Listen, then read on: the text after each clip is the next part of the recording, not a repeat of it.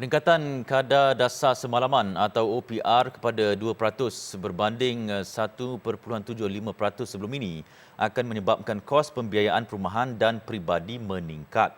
Menurut Naib Pengerusi Gerakan Keadilan Monetari Malaysia, Profesor Madya Dr. Ahmad Razman Abdul Latif, keadaan itu bukan sahaja memberi kesan kepada peminjam individu tetapi juga peminjam perniagaan yang akan memberi ruang kepada kenaikan harga barang.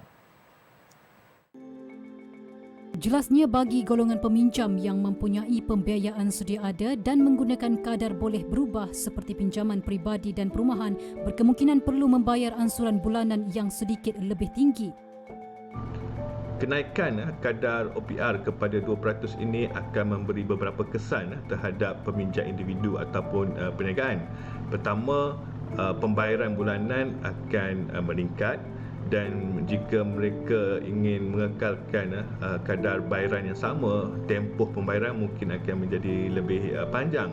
Dan juga perniagaan yang pada masa ini bergantung kepada pembiayaan kewangan oleh bank, apabila mereka terpaksa membayar komitmen dengan lebih tinggi setiap bulan, ini meningkatkan kos operasi dan mungkin akan menyebabkan harga barangan dan perkhidmatan yang ditawarkan oleh mereka juga meningkat.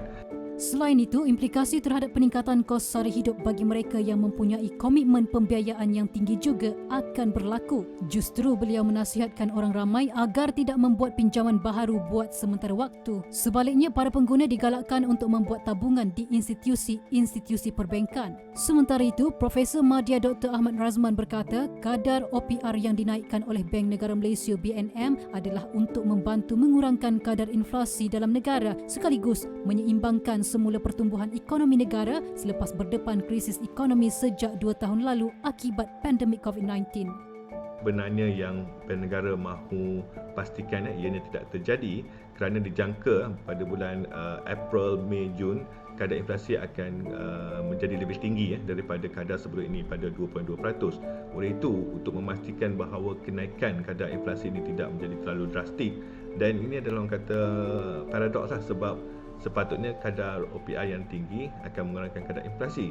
Tetapi jika ia tidak dibuat dengan berhati-hati, ia juga boleh menyumbang kepada kenaikan kos barangan sebab kos pembiayaan kewangan perniagaan itu pun telah meningkat.